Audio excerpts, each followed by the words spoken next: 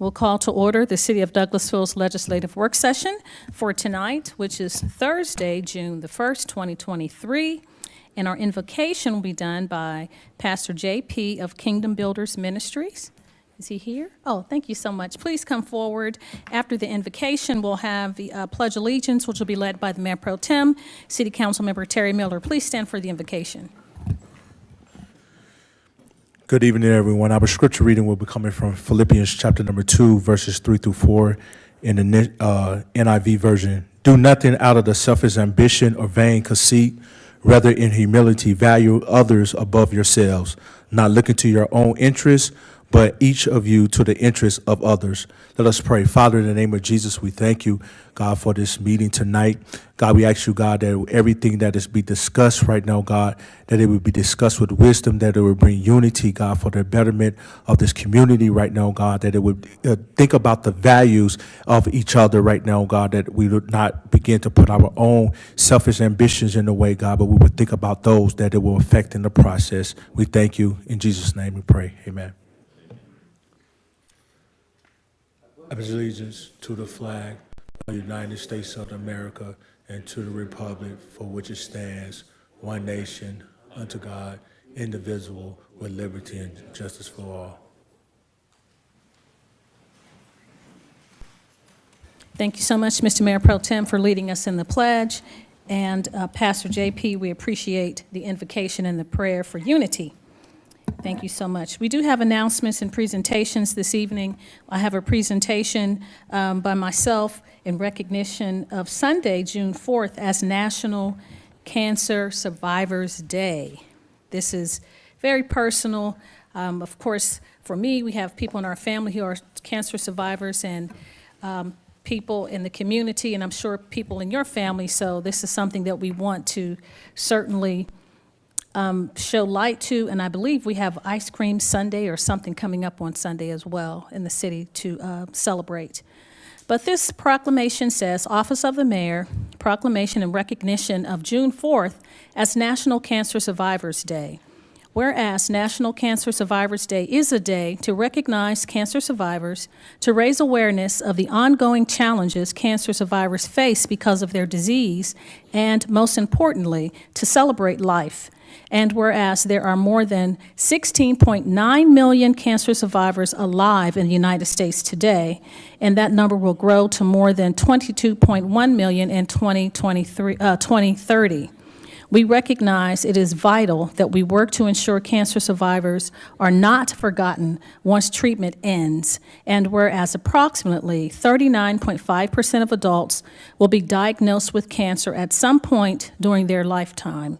And whereas, in addition to facing a serious illness, cancer survivors must contend with rapidly rising medical costs, inadequate insurance coverage, difficulty finding or keeping employment, and ongoing physical, psychological, and financial struggles that persist even after treatment ends.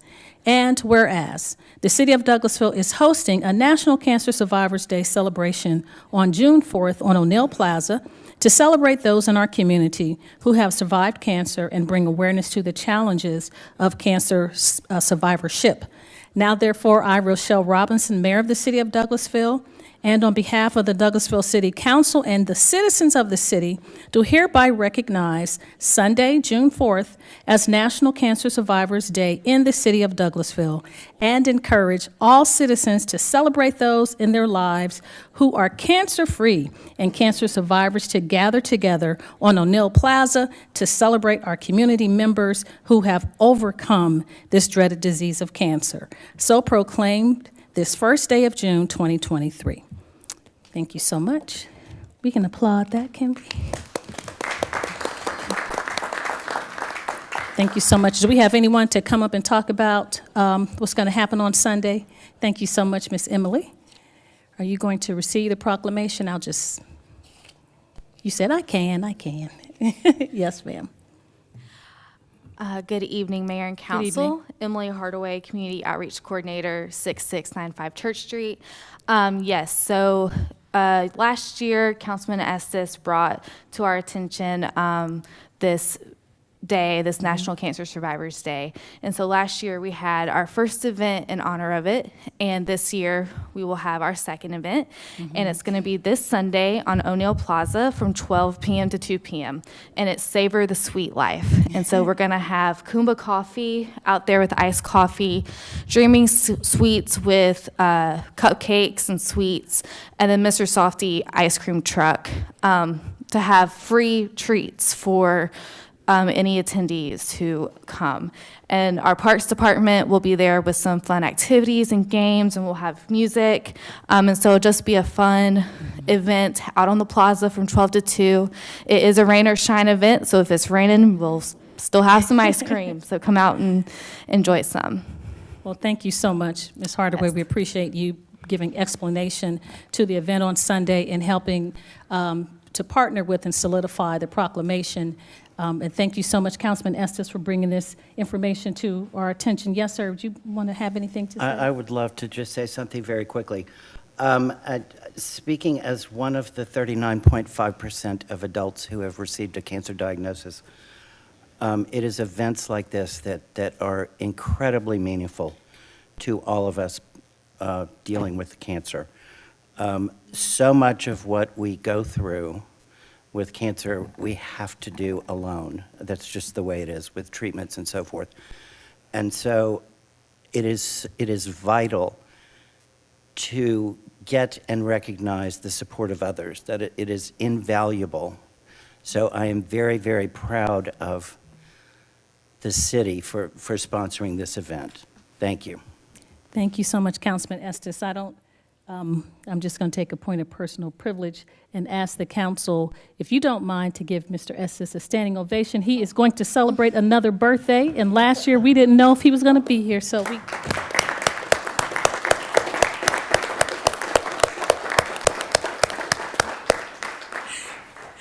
I'm sure your grit and humor helped you to be able to ring that bell. Thank you, Ms. Hardaway. If you mind taking the proclamation. And now I will go over, thank you so much, protocol for the meeting, and then we'll get right into the body of the agenda and start our city council meeting. This is a work session. I'd like to first of all thank you and welcome you to the Douglasville City Council Legislative Work Session. I'm Douglasville's Mayor, Rochelle Robinson. This is a work session where agenda items are presented for discussion only, and no official action will be taken this evening. We will take action on Monday at 6 p.m. on the items that will be discussed this evening. If the business you are here for is not listed as an agenda item, there will be ample time under the agenda item comments from citizens and delegates for you to discuss your business. Just a few protocol issues, and then we'll get right into the meeting.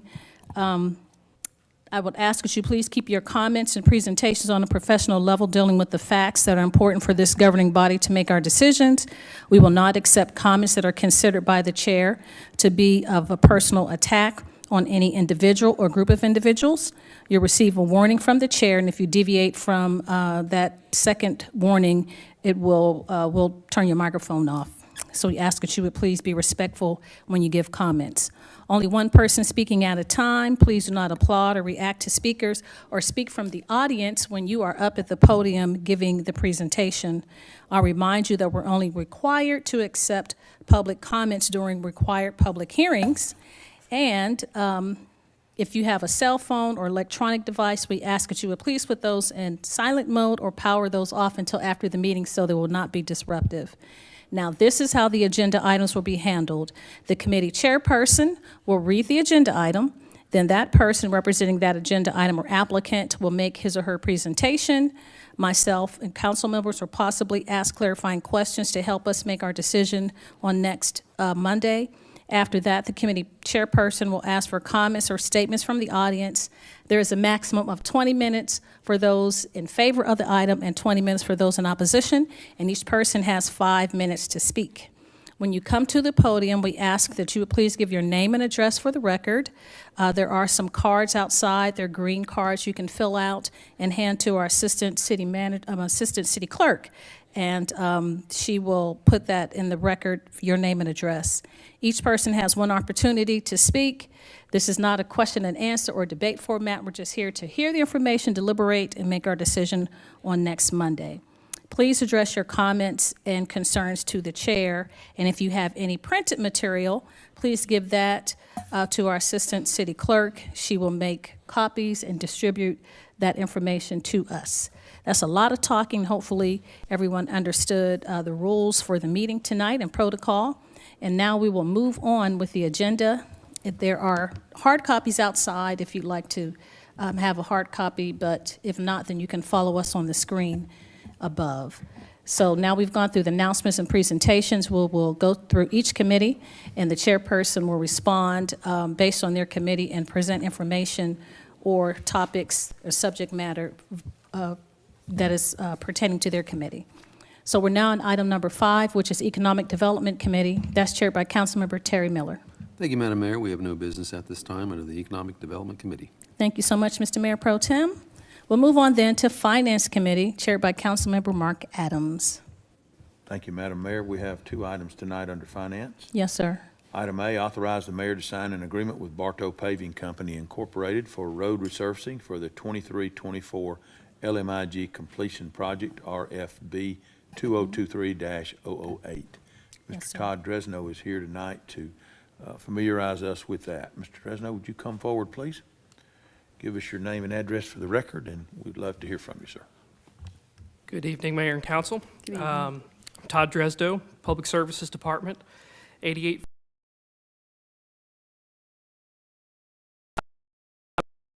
for the 2023 LMIG resurfacing project. Just to refresh your memory, this project is 19 streets, about 4.25 miles. Most notable among them is going to be Church Street, which I'm sure you noticed on the way in this evening. We put out a bid with the help of the Finance Department, received 4 proposals. Bartow Paving was both the lowest bidder and received the highest score from our selection committee.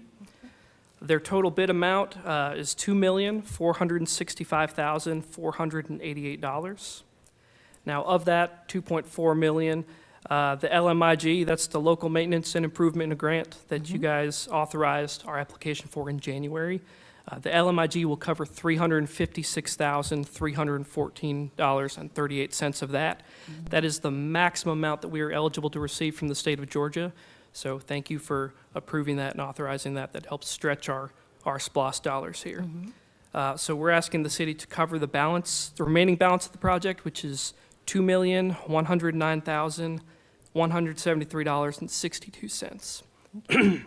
So it's staff recommendation to select Bartow Paving for the 2023 LMIG resurfacing project, and I look forward to answering any questions you may have. Thank you, Mr. Dresno. Is there any question or comment of council? You all have the agreement here. You see the bids. At times it seems odd that you would have the low bidder actually receive the most points. That does seem to be an exception rather than the rule, but it's good. I'm glad to see that. Yes, Madam Mayor, go ahead. Thank you so much, Mr. Chairman. Thank you, Mr. Dresdo. You've done a great job presenting. I see you. Tell Mr. Gregg. Yeah, yes, sir. So you said 19 streets. There are 19 listed on the first document on page, my glasses, when you get old, you put your glasses on and off, on page number 9, and then there are another 19 on page 10. So do we have 29 or 19, or how many streets do? It's the same streets?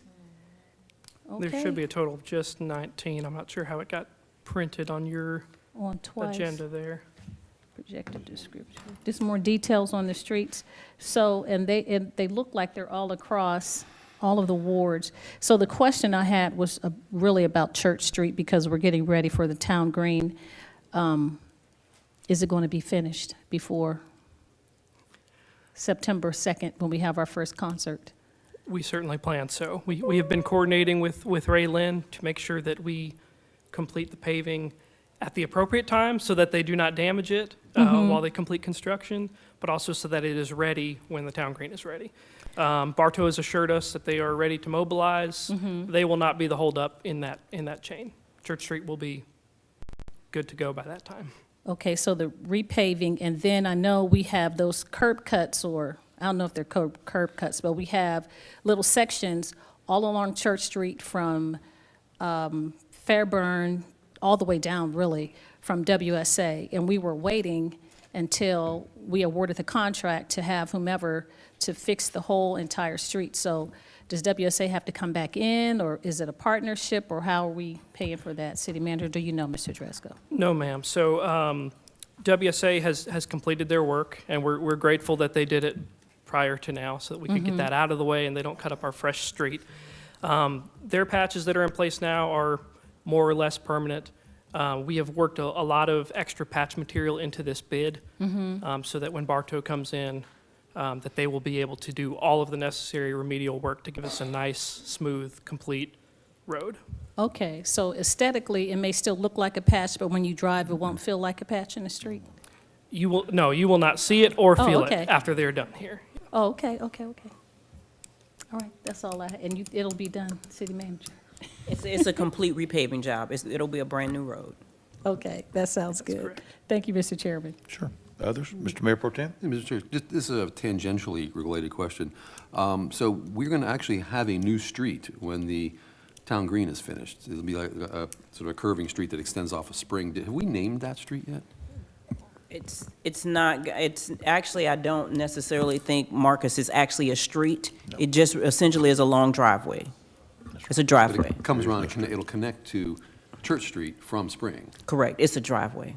okay? It's a driveway. Looks like a street to me. It's a driveway. All right, fine. Did you have something else, Mr. Mayor Pro Tem? That was all I had. Anyone else? Any Tomato, comment? tomato. I did have one other, I Yes, ma'am. apologize. Yes, ma'am. Coming back around, boomeranging. Utilities, they're supposed to be underground utilities, correct? On Church Street. Yes, Mr. Thompson is working on that through engineering with Mr. Dresdo, so I think that timing, and that's with Georgia Power. I'm not quite certain where we are with that, but that's in the works as well. So everything is going to look like the Wizard of Oz in Technicolor when this street, by the time it comes for Labor Day, hopefully. Paved in gold.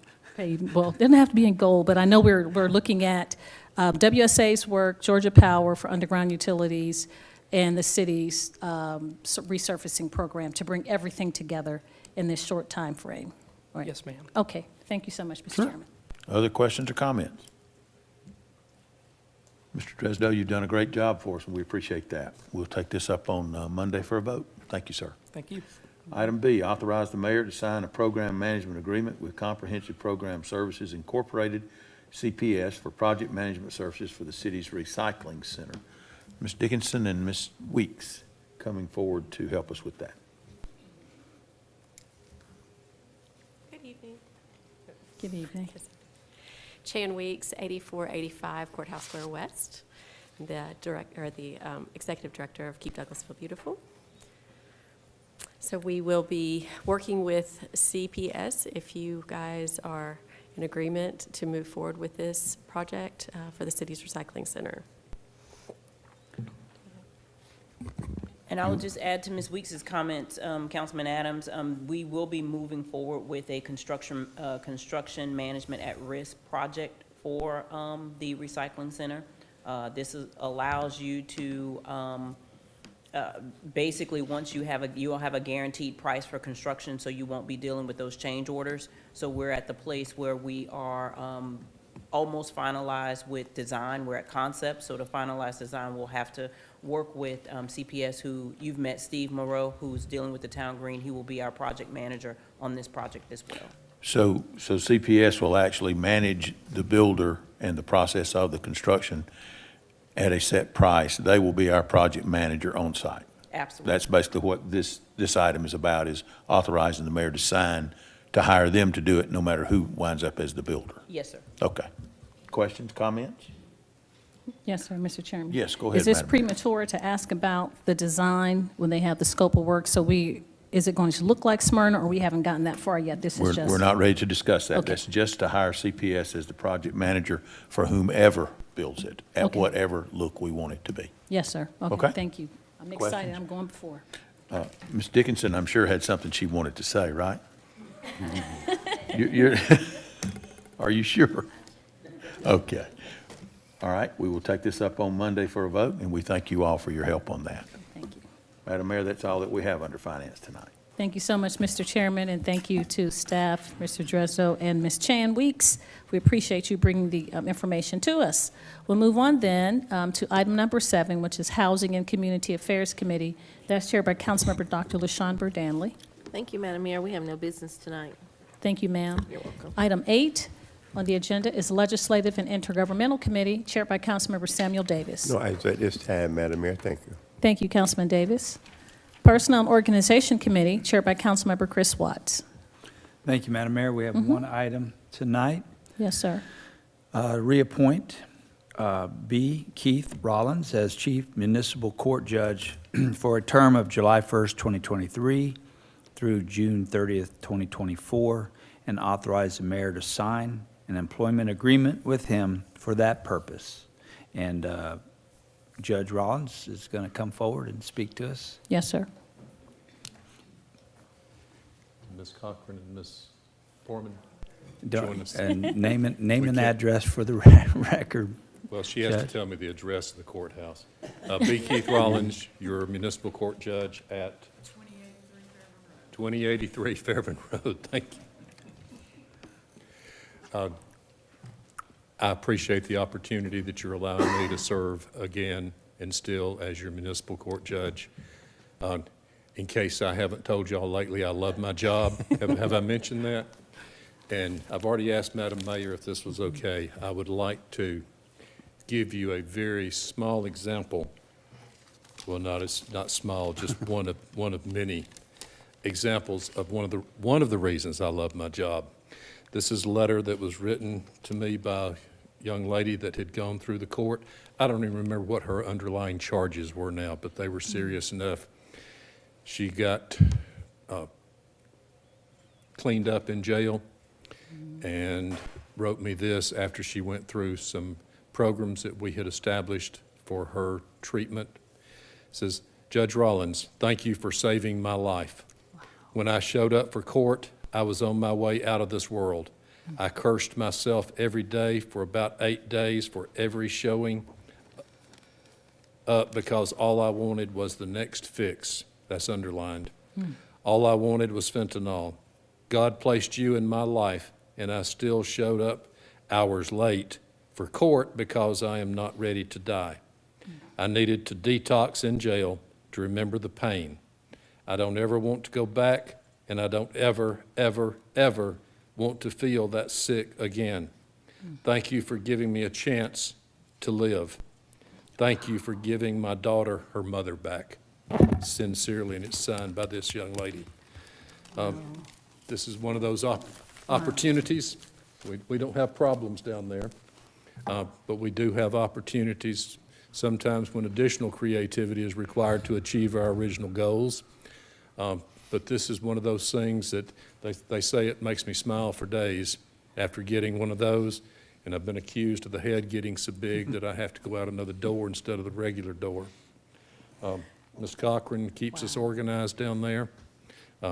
We have also our Social Services Director.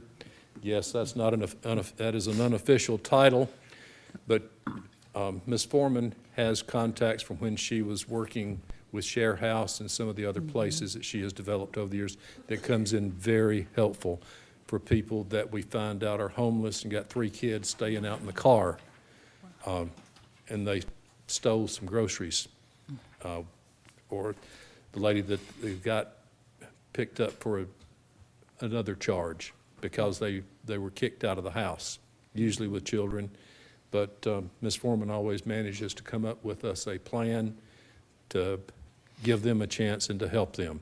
I'm very appreciative for that, and Ms. Cochran keeps things organized. That's all I think, and God knows that's a big job.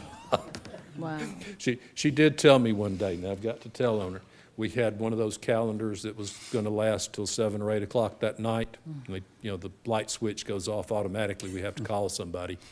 But she said, now look, we're full up today. You can't save anybody today, okay? Or cure them. So, Wow.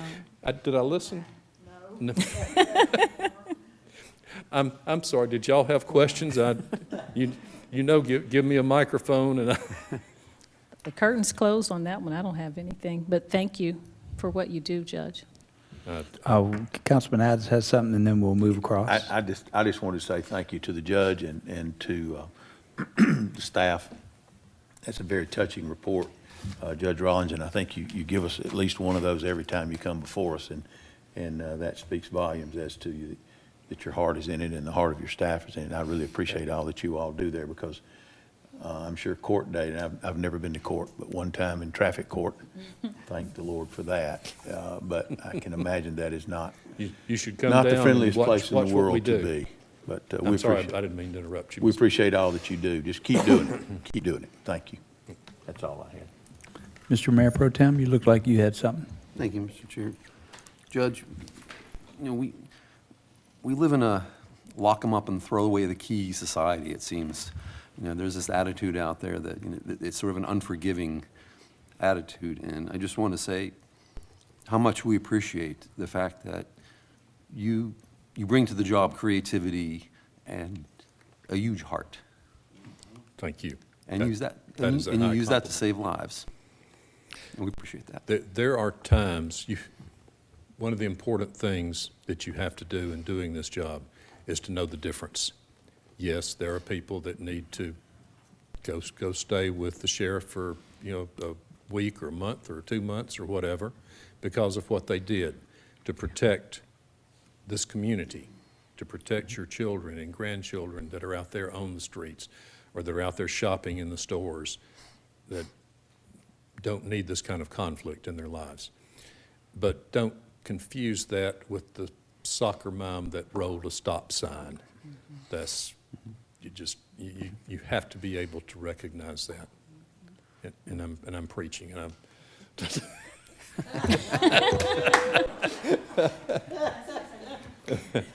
they still have questions.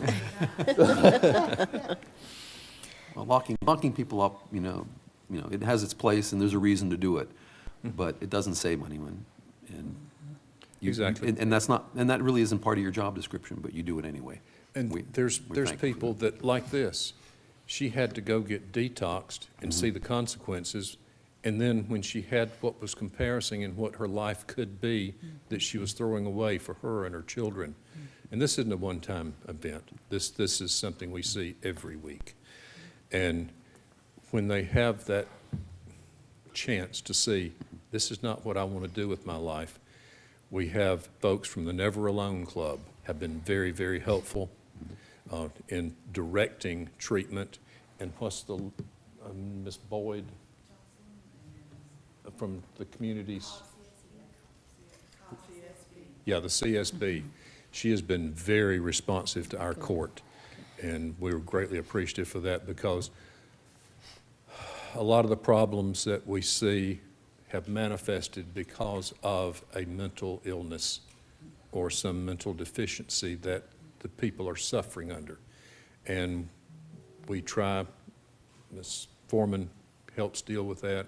Also, we call in Ms. Boyd for the assessment, and then try to get them into a treatment program with their doctors and for the mental health, not just someone that's directed toward a drug treatment or an addict treatment program. Any, yes, Just Mr. what- Estes? Yes. Yes, I'm sorry. Madam, Thank you. go ahead. Thank you, Judge Rollins, for your commitment to our courts. And without a good woman behind you, I tell you, behind every good man, there's a good woman. Thank you so much. No other comments. Can I say one other thing? No. The education aspect just reminded me. Yes, You know, sir. several years ago, the Chamber of Commerce presented our court with a scholarship fund to fund people taking the GED. Over here at West Georgia, the classes are free, but they had to pay for the test. And there's a lot of young people that just could not afford to do that. And as part of their probation, I've required them to go get that GED. And so we've had several go through now that we've been able to fund that, and they take the test, the chamber's paid for it through that scholarship fund, and these kids get their GED. Of course, I have to admit, sometimes I said, all right, that's wonderful. In fact, when they come in, hold it up, We make them turn around, show it to the people sitting in the courtroom, and we give them a hand. But it's I do admit to asking, I said, all right, what's next? West Georgia's same place over there. There's more schools, get you on advanced, get you a degree, get you a trade, get you something to get on with your life. Yes, Mr. Estes. First of all, thank you for everything that you do. I am proud to be able to call you our judge. I am equally as proud to be able to call you a distant cousin, maybe. So I'm going to take the priority that I guess only family members can do and just say, go ahead and sit down now.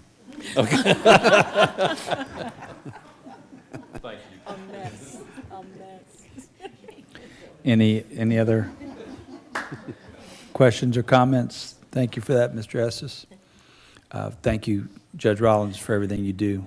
First time I met you was 43 years ago. You helped close the first loan we ever took out at the height of interest rate going up through the roof. But you were just as gracious and compassionate then with this young couple sitting before you as you are now, so we appreciate you. Any other questions or comments? I'm going to place this on the consent agenda if that's appropriate.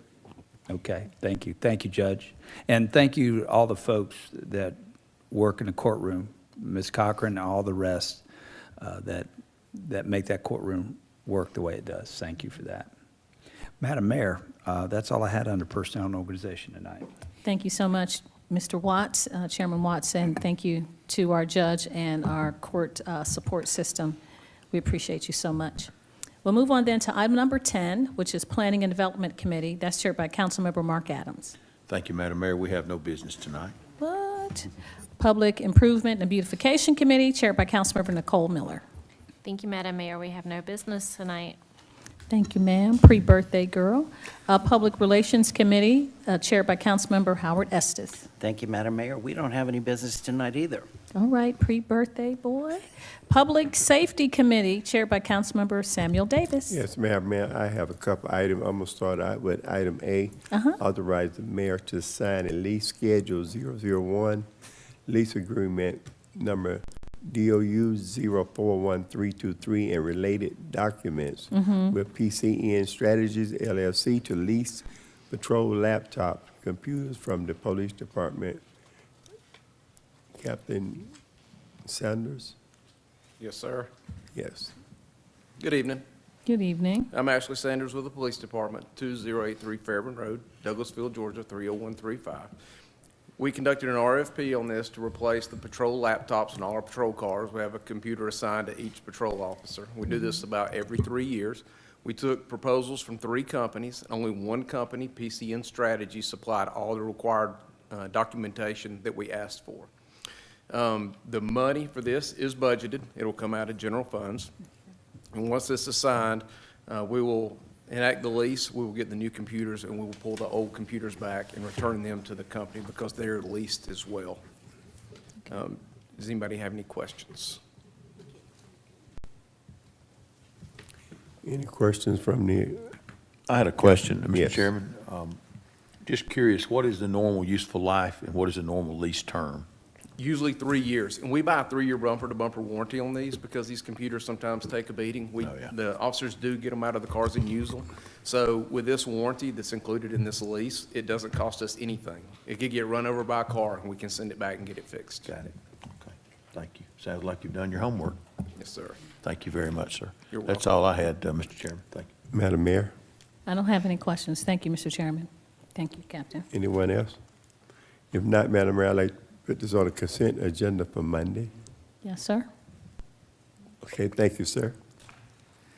Moving along to item B, authorize Douglasville Police Department to apply for the 2023 Bulletproof Vest Grant from the U.S. Department of Justice, DOJ Bureau of the Justice Assistant in the amount of $44,400 for half the cost of 48 bulletproof vests.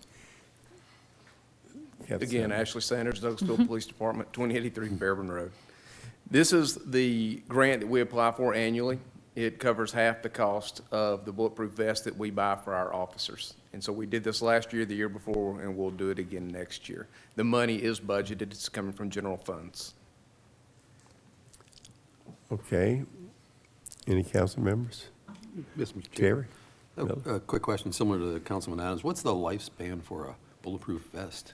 Usually it's 5 years. That's the standard life. They have an expiration on them. Each vest is stamped. And so we have a record of every single vest that's out there. And so we know when they expire. And does the technology get better over time on those? It does. It does. They tend to get lighter, a little bit thinner as you go. And so we will replace the older vest with the new lighter, thinner vests. Okay, thank you. Yes, sir. Anyone else? Mr.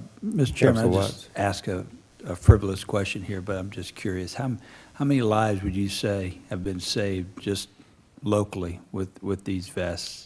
The one that stands out most to me is when I was working in Major Matt Gray with the sheriff's office, was shot investigating a hit-and-run accident. One of our officers, Damon Parton, was there when it happened, simply knocked on the door. The guy opened the door with a .44 Bulldog and shot the deputy in the back. And without a doubt, the vest saved his life. We appreciate all that y'all do, and we appreciate this grant helping us do this for y'all. Thank you, sir. Thank you. Okay, anyone else? Madam Mayor, I'd like to put this on the consent agenda for Monday if the, Thank you. thank you, sir. That's all I have, Madam Mayor. Thank you. Thank you so much, Councilman Davis. We appreciate it, and we'll put both of those items on the consent agenda, and thank you, Captain Sanders, for bringing the information forward. We'll move then to the next committee, which is Recreation, Culture, and Tourism Committee. That's chaired by Councilmember Chris Watts. Thank you, Madam Mayor. We you're have welcome. several items tonight. Yes, sir. Item A is authorize the mayor to sign an agreement with RCS Productions, Inc. for production of the Wednesday Wind Down concert series. And Mr. Jason Post, will cover this for us. Good evening, Mayor and Council. Jason Post, Community evening. Relations, 6695 Church Street. So, this is the agreement with RCS Productions for the production of our Wednesday Wind Down concert series. RCS provides the talent coordination, all of the sound and lighting production needs for the concerts, and helps coordinate the talent on site the day of the concerts as well. So we have 8 Wednesdays in June and July programmed, and a total of 16 artists lined up. And you have the agreement and the list of artists in front of you, and I'd be happy to answer any questions you may have. Any questions for Mr. Post? Yes, Madam Mayor. I have a quick question, Mr. Post. Yes. For July 12th, you have chemistry. Is that's not chemistry, is it? I was getting ready to say, if Kim is coming It to is Douglasville not. for $7,000, so, but are we advertising it as, there is a artist, an international artist called Chemistry, and that really is his name, but is this just like the tribute to him, or? No, ma'am. This, the Chemistry Band is a local party band. They've been around for a while, if I'm not Okay. mistaken. They've come to Wednesday Wind Down multiple times over the past few years. They were one of the groups that got rained out last year, unfortunately. We just missed them. They were here and ready to go on stage, and it just started pouring down rain out of nowhere. But they're a really talented group. They're kind of a party band, so they play a little bit of everything, Okay, which is kind of nice. A lot of these groups, they will do that. They've got playlists that range from pretty much anything you can imagine, from 70s and 80s classic type stuff to more modern, mostly kind of upbeat kind of party music, but it's a nice variety. Like 3 or 4 of these are what you would see at corporate events, weddings, things like that. They're 10 to 15 member groups that can play pretty much anything you can request. okay, and you have 2 for each day, so that is the opening act and the main act? Yes, ma'am. Okay, and then the other question I had was the time frame, 9:30, that's a hard, 9:30 is our hard cutoff. Yes, ma'am. So we've got the band's program to run from 7 to 9. Is kind of the target. That way we've got a little bit of buffer if the crowd is, calling for them to keep going. We got a little bit of room for them to play a couple more numbers, and then they'll Okay. hard cut off at 9:30. and they sign a contract and understand that that's the cutoff, because we did have some concerns about, overlapping time and Yes, ma'am. Especially people who live in downtown when it maybe get to sleep. Absolutely, and that's one of the other good things about having RCS is they have someone on site who manages the bands and the artists, because we signed one contract with RCS. All of these bands sign individual contracts with RCS, and they manage getting the bands on the Yes, sir. stage and getting them off the stage on time. Okay. I think the one that we had run late last year, we had a power issue. Yes, And the I remember power, that. we couldn't get the power back on, so they started late, and they really wanted to give us the show that we paid for, so it did run a little past 9:30 on that one. But yes, our goal was to have everybody out and off the stage by 9:30. Yes, sir. Thank you so much. Thank you, Absolutely. Coach. I appreciate it. Yes, ma'am. Yes, sir, Councilman Davis. So when would the lineup go out, advertising and go out? We have stuff that's actually already ready to be posted. A lot of the social medias, we wanted to make sure this was okay, but we've actually started putting a little bit out just in case this was good, because they start next week. So on our social medias, the June lineup is already posted. The events are listed on the Facebook pages. We've got it going up on our digital displays and things around the city, and all of our outlets will start pushing it a lot harder. But we wanted to make sure that we got the agreement signed before we actually pushed it hardcore. But it is already out on some of our outlets. Okay, I was just wondering, and the sound, 11 o'clock is the initially sound for the city, period, for any outside event. The sound ordinance Yes, issues. 11, right? I would have to check on the official day, time for that, but I know that there was concerns just from the downtown area with 10 o'clock last year, so we wanted to steer clear of any issues and shoot for 9:30, because we had some complaints when it went close to 10 o'clock last year. All right. Any other questions or comments? Jason, people that are coming to these concerts, how early can they get there to set up their chairs? How early will they be allowed to do that? We have people come out pretty early in the day and go ahead and drop chairs. We'll have kind of the area stanchioned off about midday. We'll have music and stuff playing as early as 5 o'clock, because people will show up and pretty much be in there by 5. So we'll have some music playing and some interactive things with the audience and stuff going on before the bands hit the stage. But we have people come in at 2 o'clock and they'll drop chairs just to kind of reserve a space. So they can get there anytime they want to during the day and put some chairs out, and they're welcome to. I've seen them get their lunch hour. Yeah, they'll come and drop their chairs and go to lunch, and because it does fill up. We average, 500 or 600 people on the plaza on a regular low night. Some of these bands get a few hundred more than that. So I mean, it definitely packs out. So we've got stanchions out to make sure that there's a clear foot traffic through the plaza, an egress for wheelchair access and anything we need to go in through the plaza. So we man that and make sure that that is still, safe. But it fills up with a lot of people, and they come out really early and they claim their spots. I have one more. Will the restaurant be able to do like they did last year With the entertainment district, with the armbands and? yeah. food? So we were here the last round with the Okay. entertainment district for the whole series. All right, gotcha. Thank you. Yes, sir. Will we be having open container? I know we vote on those when we have special events. Are any of these that type of event where we would be voting and allowing open container type? Yes, sir. We actually had that on the last round of meetings. We did the open container That's right, for that's right. This full series, and then we did the karaoke night, both of those. So that's already been approved for this whole Yeah, series. That's right, I remember now. Any other questions or comments? I'm going to place this on the consent agenda. Thank you, Mr. Post. Thank you.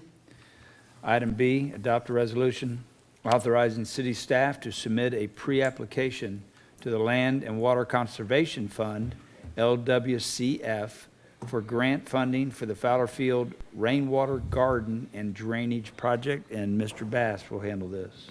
All right. Good evening, Madam Mayor and members of council. Chris Bass, 8830 Gurley Road, Parks Recreation Director. We are seeking approval to apply for the LWCF grant, which is the Land and Water Conservation Fund, a federal grant through the Georgia Department of Natural Resources. If awarded, we would utilize these funds at Fowler Field for our Phase 2 renovations that will take place there. We are in the process of developing a concept. Well, we have a preliminary concept that we're working with Goodwill Mills and Kaywood on. Through this process, they've brought in their civil engineer, and they've identified that because the area is a floodplain, there aren't many alternatives. With this being the next part, they're going to renovation. A rainwater garden would help with the drainage issues to help keep dry land longer, to help increase the playing time at Fowler Field. But we are in the concept phase, and what we do plan to do is bring that concept to you through either a committee's meeting whenever we have the first final recommendation for you all to make approval on. But in the reference of to these particular items, we need approval to apply for the grant. It is a 50% matching grant, which right now we're estimating the total project will be about $530,000. So our match would be half of that, and that would, our matching funds would come from our SPLOST proceeds from through the 2022 program. Okay, good. I'm happy to answer any questions that you may have. Yes. I have a question. Are the matching fees, can any of the matching fees be volunteer, or does it have to be, no? Ma'am, Okay. we check. Hands on? Yes, ma'am. So. Okay, that's the only question. Thank you. Any other questions on this item? Madam Mayor? So drainage, it'll help with the floods, because it's a flood, I mean, the park floods all the time, Fowler Field when it rains. So they're just going to redirect, you'll give us a plan on how it's going to look once we apply for the grant, and hopefully we get awarded the grant, and what the city has to pay, the 250 or whatever thousand. You'll give us a diagram or something to show how the water is going to be redirected from the field. Yes, ma'am. Ideally, we would have liked to bring that concept to you first, but because of the timeline with needing to go ahead and apply for the grant, we needed to take care of the due diligence process. Yes, sir. And then we'll have time to bring that before you. Myself and Mr. Thompson met with John Bricken from GMC to go over all the possible options. So we're still trying to work through that, but this is going to be the direction it looks that we'll be going, simply because we'll have to get FEMA involved because there's a floodplain challenge. And in order for us to raise that, to do the study, we were quoted about $60,000 to $70,000 just to conduct the study through FEMA to be able to do that. Okay, and this phase will not interfere with the new renovations for Fowler Field that has the new playground system and all of that? No, ma'am, we're not anticipating that component will be interfered with. But it will stop soccer play for, Potentially. Okay. Potentially would. And like I say, when we show the concepts, we'll be able to have the civil engineers here to kind of really explain what happened, because there's area in the backside that's really not utilized to where we'll use that for the rainwater garden component of it. So, but we can talk more in depth when we present the entire concept and have those engineers out. yes, sir. Thank you so much. Thank you, Coach. Yes, ma'am. Any other questions or comments? I'm going to read the next item because they're kind of together in a way.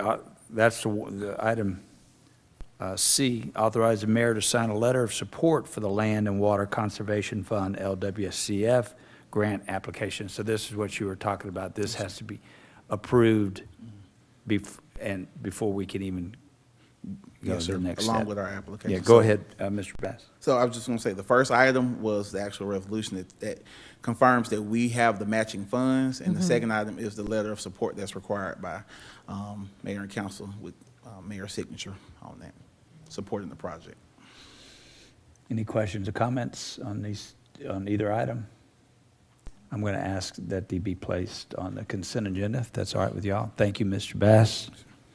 Oh, Mr. Bass, while I got you, just real quick, can you give us a quick update on the golf course, hole 5? Yes, sir. The sewer project is complete at the golf course. We originally put out an RFP as soon as that project was complete for hole 5 to be completely renovated, along with the project that we had lined up with the driving range. Unfortunately, the first time the RFP went out, we did not get anyone to bid on it. The second time it went out, We received some bids, but they were not within budget at all.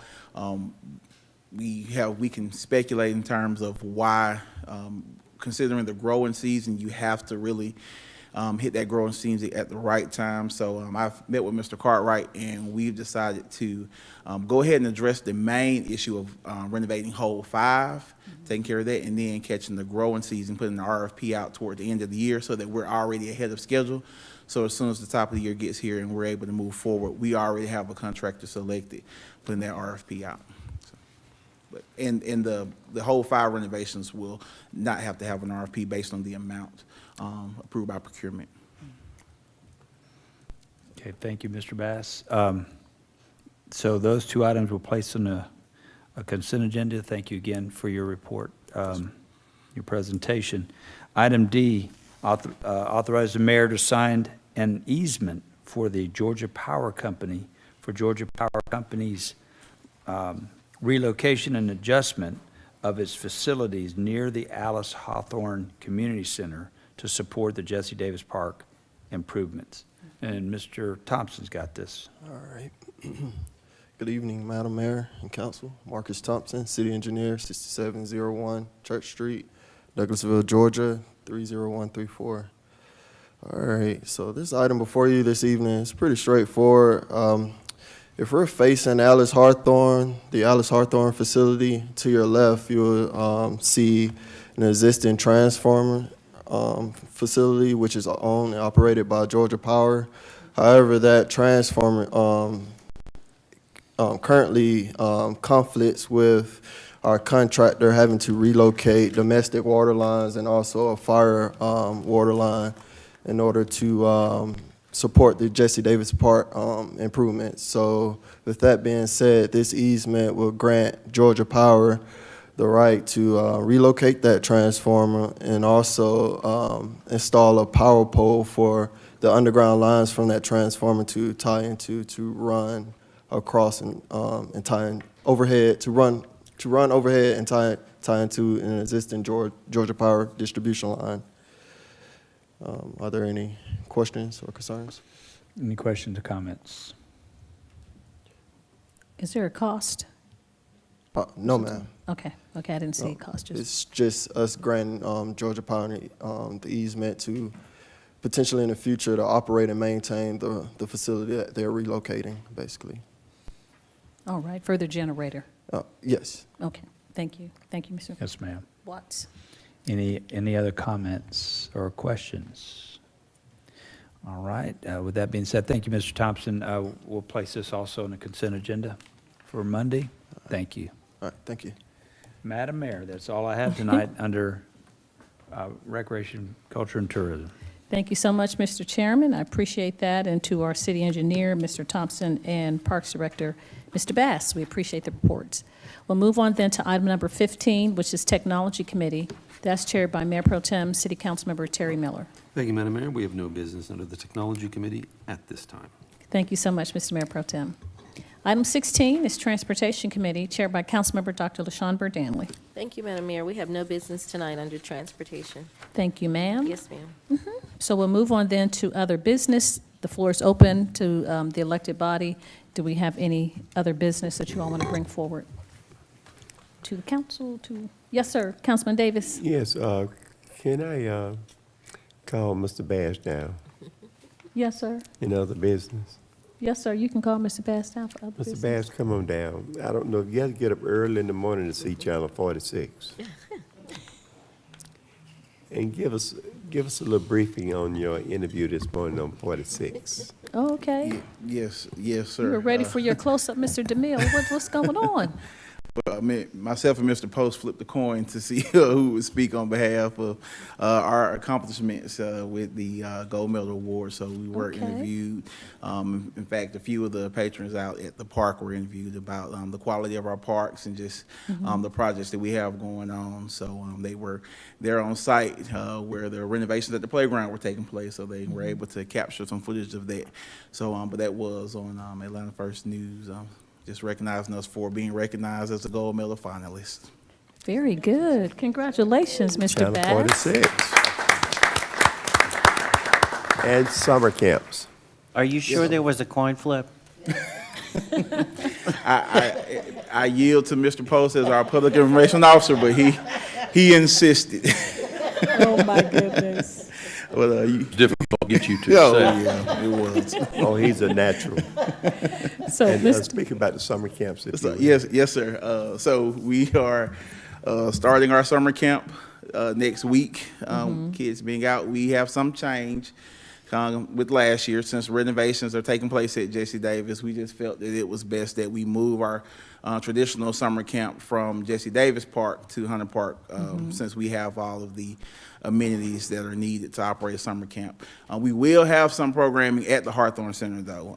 Some of our specialty camps, for example, our Camp Y2K, we have a lot of our sports camps. Those are very specific based camps, so they won't need access to a playground or to football fields or anything of that nature. All of those camps will be able to be housed inside the facility.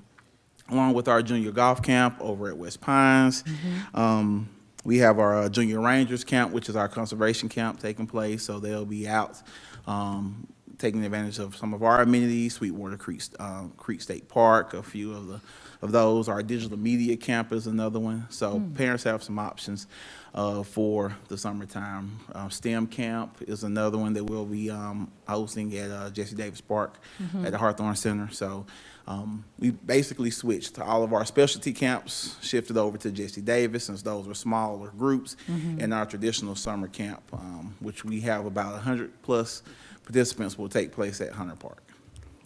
Very good. Thank you, sir. That's what I wanted sir. to hear. Yes. Thank you, Mr. Davis. And Mr. Bass, one more couple of other things. Baseball and all that, so they should have signed up before now. When does baseball season start? It's actually, our regular season just came to an end, and Okay. we're in the all-star phase now. Okay. So we have all-star teams competing, representing Hunter Park against other teams across the state. So Okay. they held their first tournament in Cobb County this past weekend. Wow, and if you can give a report on the active seniors, we had, you all sponsored with the county a senior prom last ma'am. week that was held here at the conference center. It was really well attended and very nice. And then yesterday was a wellness walk for active seniors. So I was out there yesterday trying to lose some pounds. Right, yes, ma'am. So we partner with Dr. Gilchrist and Douglas County Senior Services for the first senior prom for our senior citizens throughout the city and the county. If you remember, we used to do an annual picnic. Yes. But the picnic was replaced this year with a prom based on recommendations from some of the senior citizens. So that was a great event. And then within our department, City of Douglasville, we had our senior wellness walk over at Willing Workers Park this week, which was well attended. This is our second annual event. And we're just continuing to grow that senior base so that when the senior center is up, we already have people to step in it. So. And it was a sing-along as well. It We had was a nice sing-along. music, bean bags. They can go into the trail, Councilman Watson, walk back there into the nature area at Willing Workers. It was very nice. And fruit, Yep. everything set up, all the stations and water. So thank you for doing that for the active seniors in the community. I Yes, appreciate ma'am. it. Any other reports or other business from elected officials? I did want to bring forward, I know Councilmember Dr. Burdanley and I had spoken with code compliance to try to see if we can do body cams to help us. And I know Mr. Dotson, I did have a conversation with him and the chief, and so if we can just maybe have a report or move forward on that request. I'm getting some more concerns, and city manager knows it, specifically some residents in the community that send emails and texts, and I send them to her about just code compliance and what's going on out in the community. So I don't know if it's a constitutional something, or if we can't have code officers with the body cam on, but if we can just have, I don't know if you have anything preliminary to say, city manager. The chief and I are meeting on that next week, and yes, ma'am, you brought that to my attention. It's not a simple matter just to I have know. cameras. So We'll need to have further discussion with you all on that. There's going to be cost ramifications as well as legal issues, because very different from law enforcement officers that are going in with arresting powers. Code compliance is actually quality of life issues and going into people's homes. Yeah. So the chief and I have a meeting next week. We'll bring some information to you. I would suggest that it may be something that's going to be very different than body cams. I would say this, and this is not to put anybody on the spot, I don't necessarily think our officers are prepared for that, and I'm speaking of our code compliance officers. There is a lot of legal compliance and responsibility that goes along with that, but we will bring something back to you to address the issue of follow-up and evidence related to code compliance officers going on property and citing individuals. Yes, ma'am. And maybe not for, just for information going forward with your report with the chief or meeting, maybe not having the cameras on them like a body cam, but maybe something, videotaping when they go to the site where it gives us a time frame, how long they've been there, when they leave. I don't know. We'll work on it. We'll work on it with legal, because there are going to be a lot of, since they're not law enforcement officers, we will Yes. work on what we can do for that type of quality assurance issue that you're speaking of. Yes, ma'am. Thank you so much. I appreciate that. Any other business from council? All right, then if not, we'll go to updates from our city staff. Our city attorney, Mr. Joel Dotson. No business, Madam Mayor. Thank you, sir.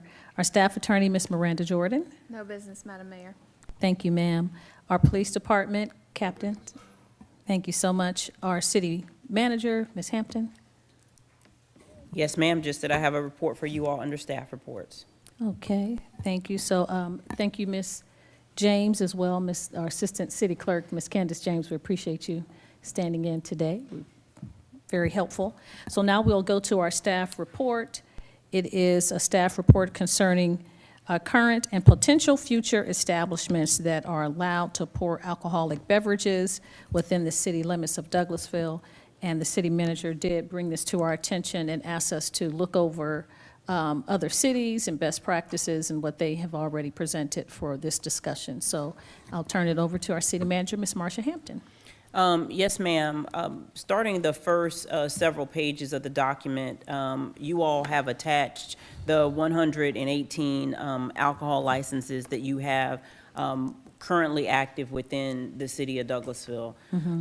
Those businesses and establishments all primarily fall under the category and definitions of either a lounge or a restaurant.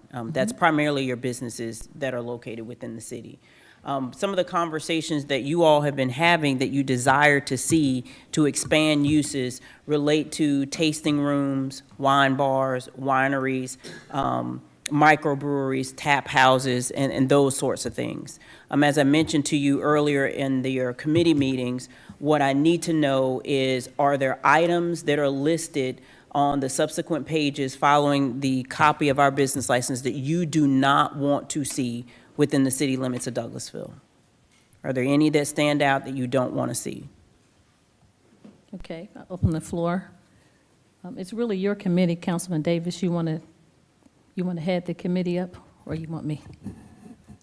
Item A, staff report concerning current potential future establishment that are allowed to pour alcohol beverage within the city limits, Douglasville. And I'm reviewing and looking, Okay. probably gonna need some time to. All right. Well, Councilman Davis, I would say under the city of Smyrna, counting bottles, I don't know if we, I know at one point we were talking about doing a review from each restaurant or bar and maybe having them present a report. And it was really on the honor system, and then we said we would have police officers going. I think that might be overstepping or just a slippery slope for item number 4 for counting bottles in the city. So I don't know, that one I would just jumps out at me, City Manager. So to address that, Madam Mayor and Mr. Chairman, are you all interested in wine bars or establishments that are wine specialty shops? If you all are interested in that, I will address the Smyrna ordinance. Okay. Yes. So if you are interested in that, the point that the mayor brings up A wine specialty shop, essentially, if you read the ordinance, essentially it's a shop that sells wine, and they allow for some elements of food sales and specialty wines. But the City of Smyrna's ordinance, it goes a little bit beyond where I think it's reasonable for compliance issues. The idea that someone's going to go in and count how many bottles somebody has on premises is not realistic. The idea that someone's going to turn in a list of all the inventory of wine that they have in stock to the finance department, my question would be then what would the finance department do with that information? So if you're interested in wine, then I would suggest that you look at the City of Alpharetta's wine bar ordinance that allows for a smaller establishment, as you see. The floor, the eating establishment of the restaurant does not exceed 2,000 square feet, and they are allowing a reduced amount of food sales. We would, in our case, we're at 51%. Here, they're allowing for 40%. If you look at the establishments that are just functioning for wine bars, the reason that you're going to see many of the restaurants that are listed here, they're going to have a reduced serving requirement, because the reality is a wine bar is probably not going to survive by meeting the 51% food ratio, because the primary purpose of that business is going to be to sell wine. If you're comfortable with that, we will check off that item and say you all are good with the wine bar. Yes. And we would utilize the City of Alpharetta's. I would also go to, let's see, what was the one? Roswell. Actually, it is Fayetteville. I would use those two as items that we would use as similar ordinances, and we can check that one off that you all are comfortable with wine bars. Yes, Any ma'am. concerns? All right, we will go to the next one, which is tasting rooms. So tasting rooms are very similar to wine bars.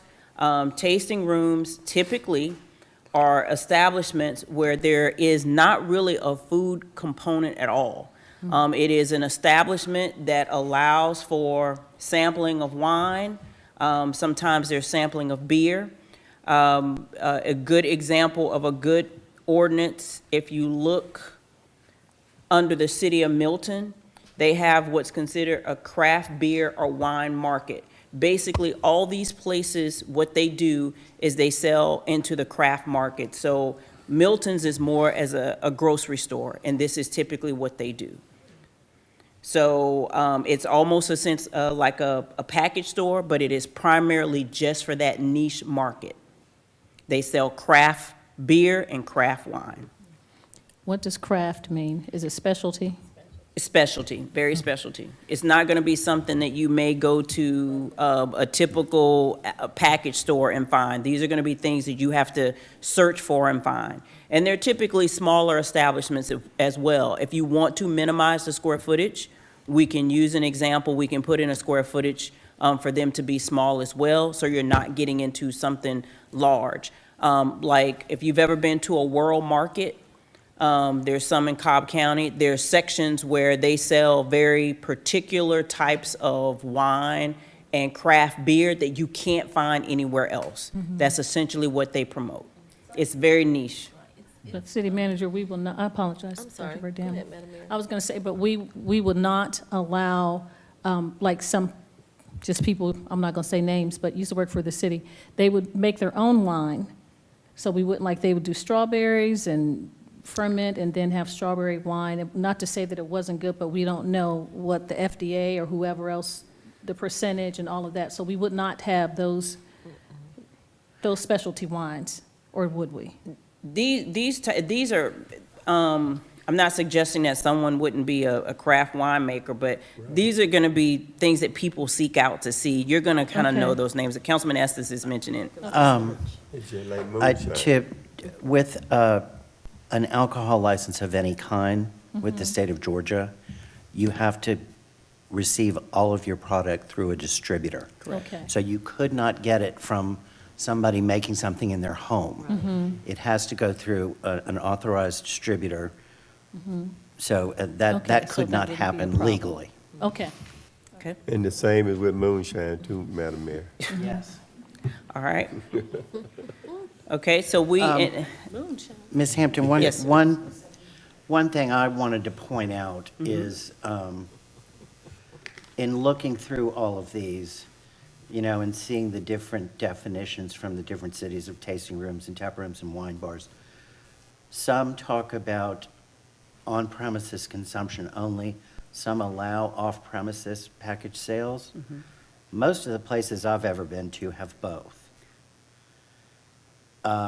I don't know if that requires a separate license in addition to the standard license or not, but that makes sense to me to allow somebody, if they're going in and tasting wines and they like one, they can grab a bottle and take it home with them.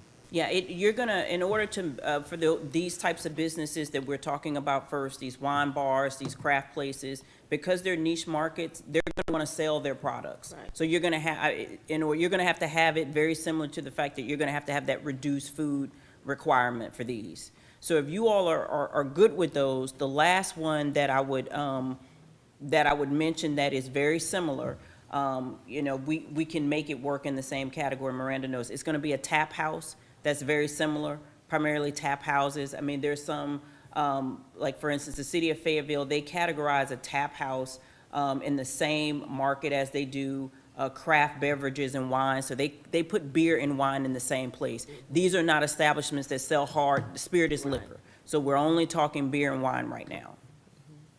So if you all are good with those, then we'll move on to, currently right now in your ordinance, you do have a place for breweries. However, when you go in the section for alcohol, really what's mainly listed is brew pubs. I think we need to clean up that ordinance and we need to list brewery in there and give a better definition. You have several. For instance, the city of Carrollton, it specifies how many barrels you know, you exceed, but we can present you something that goes underneath that section that is listed right next to brew pub since you already allow it anyway. Now, things that you don't really have here are distilleries, microbreweries, and macrobreweries. You can see the definition of those items. If you are comfortable with those, again, we're just talking beer. None of this is spirituous liquor. None of this is. If you, some of these establishments that are mass production, these might be places, for instance, in Cartersville, you know Budweiser is in Cartersville. Right. In some of your industrial areas, you may want to allow these things. If you do, that is something that we can make certain to have that is placed better in the code as well. Yeah, if a major brewer wanted to open up a brewery here, I don't think anybody have a problem with putting, you know, allowing them within an industrial Or zone. if a microbrewery started and exploded, you know, and grew over the limits of the original classification.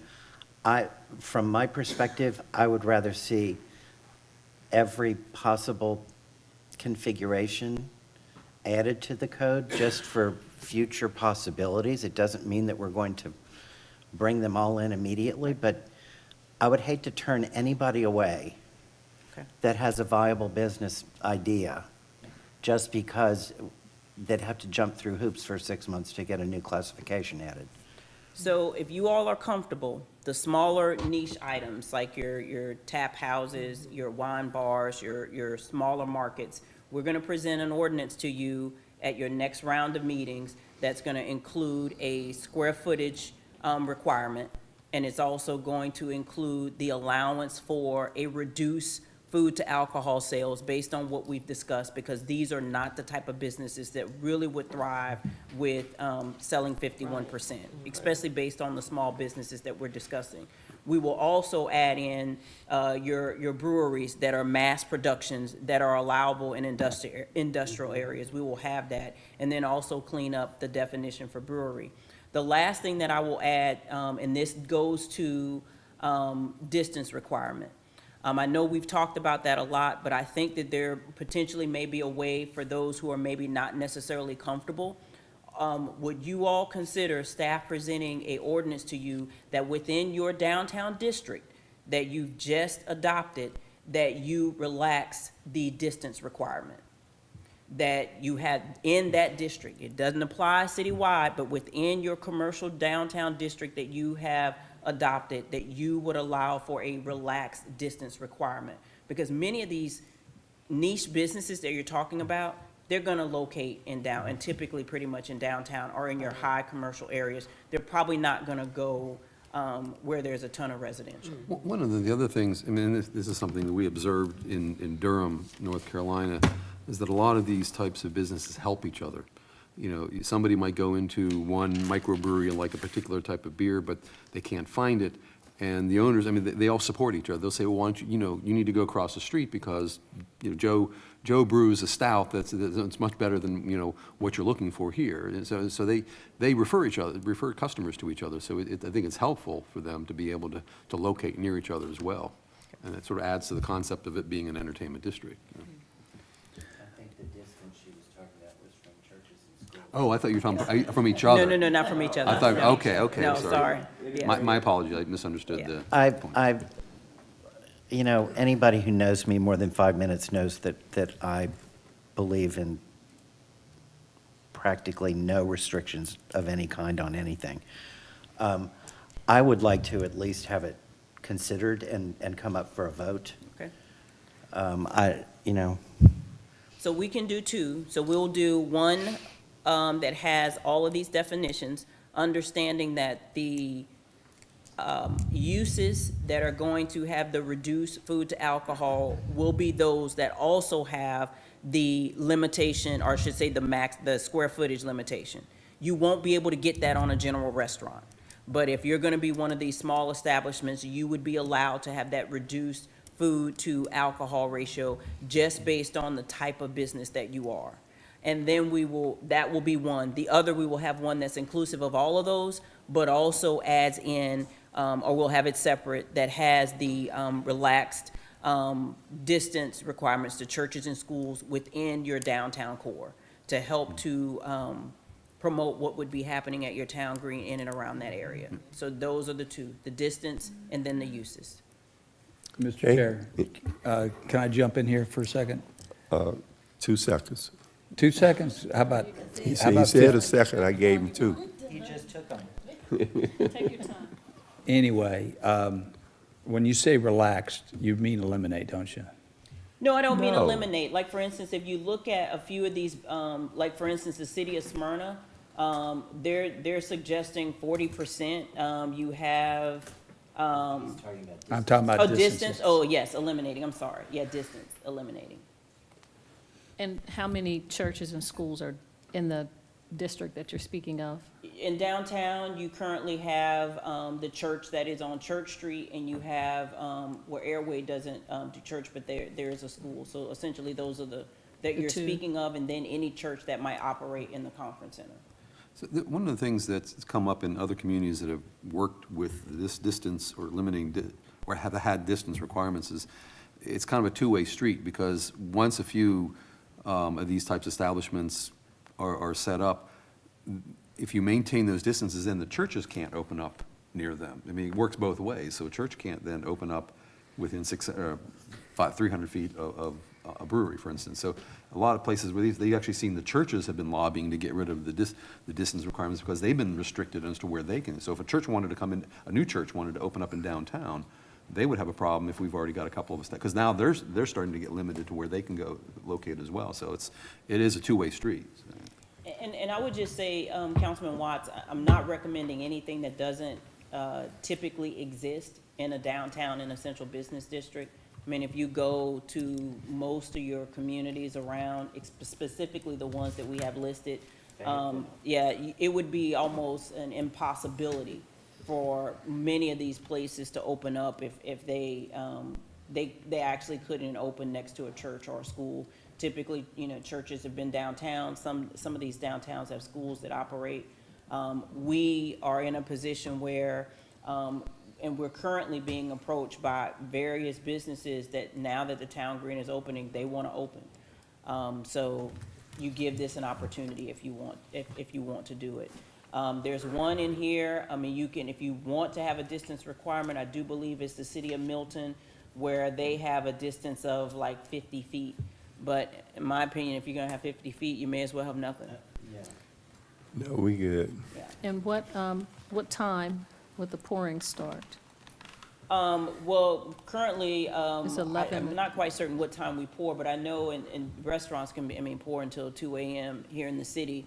I mean, if you wanted to put a restriction on that in the downtown area, you could. I mean, if that's something that you all are interested in. But typically, a wine, if you're talking a wine bar, they're not gonna be open probably past 10 o'clock.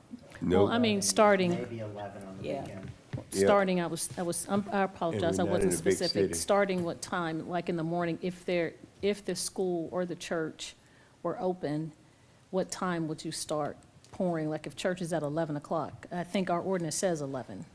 Well, Or- I will or say, noon. most of these establishments that I've seen, like there's one in Smyrna, there's a wine shop in Smyrna that's down from City Hall. They don't open until 5 o'clock. Okay. Because that's their market. Their market is not, you're not talking people who are sitting at a bar and drinking. That's not what it is. You're talking people who are coming in, sampling a wine to purchase and leave out. So wouldn't it be a conflict of time theoretically? That church is in session and someone's across the street? I think state law limits Sunday pouring, and it may be 11 o'clock. Right. And some of them start a little early on the brunch. And, If you want to, and when you think about the map that you all just adopted for downtown, it's not really large. So you really would be talking about if you wanted a distance restriction, you're probably looking at maybe 100 feet, 500 feet. But you're eliminating if someone were to come in, for instance, if you're gonna do a mixed-use development on the town green, you're really going to limit an opportunity for those types of businesses to go in there because of where it's located. You'll pretty much restrict any from being able to come. But again, it's if, whatever you're comfortable with. I'm suggesting if you're comfortable with that, you just do it in that small area. anyone else? But we will What? present both options. There are other council members. Councilman Miller, Go ahead, Ms. Miller. I just wanted to remind you guys, and I think I've had sidebar conversations with each of you about going and visiting other establishments.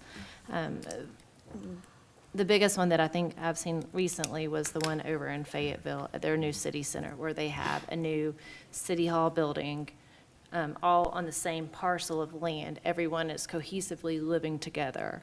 There's also a living aspect of it, a playground with a splash pad. There is a repurposed bus barn that is now a food hall. So you have a pizza place, a barbecue place, a Scoops ice cream, and a brewery. And from where I'm sitting to where Judge Rollins is, there is a church. And everyone is cohesively living together. It doesn't mean that you have to drink. It just means that you can all be together. And then just down the road, they're getting a new performing arts center for their community. The church is building it because they're all going to share it. So that means on Friday night, you can go to a play. If you want to have a glass of wine, you can. If I don't want to, I don't have to. And then on Sunday, they're going to have church there. And I just feel like it's a better outcome for the entire community when we are open to things that we might not have been able to do before. And I really appreciate staff, though, helping us with this to make sure that we do put the proper safeguards in place. I just don't want to see us miss out on opportunities that could benefit our community as a whole. okay, Councilman Allen. Was there any of these types of businesses that we were not going to push, that we were going to keep out? Was distillery one of them? Because that is distilled spirits, that's not beer and wine. Correct. I tried to I included distilleries just because it's from a manufacturing standpoint, but if you all would not want, i.e. a Jack Daniels or whomever, to come into your community as a manufacturer, we can exclude that out. Now, I was speaking of only in this downtown area that we're Oh, speaking no, of. the distilleries, the manufacturers, that would be more of an industrial type. Industrial. Yeah, those, we would relegate those to industrial. No, just keep it like it. And then I'm only listing those, Councilman Adams, because as we look to clean up the alcohol ordinance, so you all don't have to come back to this, let's try to get what we're having in here and not keep coming back and forth. Right, Thank you. right. Okay, is that all, that's all I have, Madam, City Manager? So, Mr. Chairman, we will hopefully, if definitely try to get to you at your next round of meetings. One item that deals with distance, the other item that deals with adding in these uses and cleaning up, doing some housekeeping to make certain that our alcohol ordinance is in line with what it is that you all are looking for. Okay, appreciate it. That's all I have, Madam Mayor. Thank you so much, Councilman Davis and City Manager. We'll move on then to comments from citizens and delegates. If you sustain the meeting and you'd like to speak to us, please come forward. You have 5 minutes to address myself and council members with any business germane to the city of Douglasville. Okay, we don't have any takers, as Councilman Davis can say. If not, then we don't have any other business. I open the floor for a motion to adjourn. So move. And second, please. Thank you. All those in favor say aye. Aye. No? Game time. Thank you. This meeting is adjourned. Good. It's game time. Joe, you take it easy, man. I need you, Joe. I need you full force in Savannah. If you need me there, you